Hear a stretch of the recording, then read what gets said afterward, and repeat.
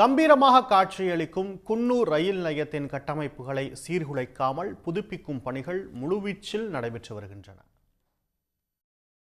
ஆங்கிலேயர் காலத்தில் நீலகிரி மலைத்தொடரின் அடிவாரத்தில் மேட்டுப்பாளையத்தில் இருந்து குன்னூர் வரை ரயில் பாதை அமைக்கப்பட்டு 1899ஆம் ஆண்டிலிருந்து போக்குவரத்து தொடங்கியது. தொடர்ந்து ரயில் பாதை ஃபர்ன்ஹில் மற்றும் உதகை வரை நீட்டிக்கப்பட்டது.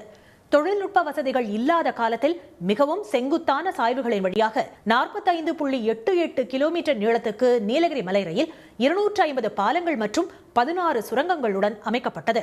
இந்நிலையில் நூற்றாண்டுகளை கடந்த குன்னூர் ரயில் நிலையம் பாரம்பரிய அம்சங்களுக்கு பாதிப்பு இல்லாமல் மறுவடிவமைப்பு செய்யப்படுகிறது. மலை ரயில் நிலையத்தின் மேற்கூரையை அகற்றி புதிய மேற்கூரையும் சுற்றுலா வாகனங்களை நிறுத்த தேவையான வசதிகளும் அமைக்கப்பட்டு வருகின்றன. இந்த நீலகிரி மாவட்டத்தில் இருக்கக்கூடிய வன விலங்குகளை கண்டு ரசிக்கக்கூடியதாகவும் அதே சமயம் தொட்டு உணர்ந்து அதை பார்த்து ரசிக்கக்கூடிய ஒரு விஷயமாகவும் இந்த புடைப்பு சிற்பங்கள் இங்கே அமைக்கப்பட்டிருக்கு. இதை வரக்கூடிய சுற்றுலா பயணிகள் மட்டும் இல்லாமல் இங்கே இருக்கக்கூடிய உள்ளூர் பயணிகளுமே சில சமயங்களில் வியந்து பார்க்கக்கூடிய ஒரு விஷயமா இருக்குது.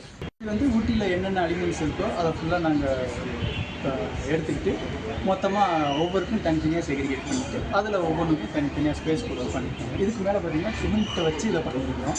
இதுக்கு மேலே கலரிங்கில் தான் உங்களுக்கு இந்த மாதிரி டீட்டெயில்ஸ் எல்லாம் நல்லா தெரியும். தொட்டு பார்க்குறதுக்கு நல்லாயிருக்கும். ரயில் நிலையத்தில் புதிய நுழைவாயில் அமைக்கும் பணிகள் நடந்து வரும் நிலையில் அங்குள்ள கண்கவர் ஓவியங்கள் சுற்றுலா பயணிகளை கவர்ந்து வருகின்றன.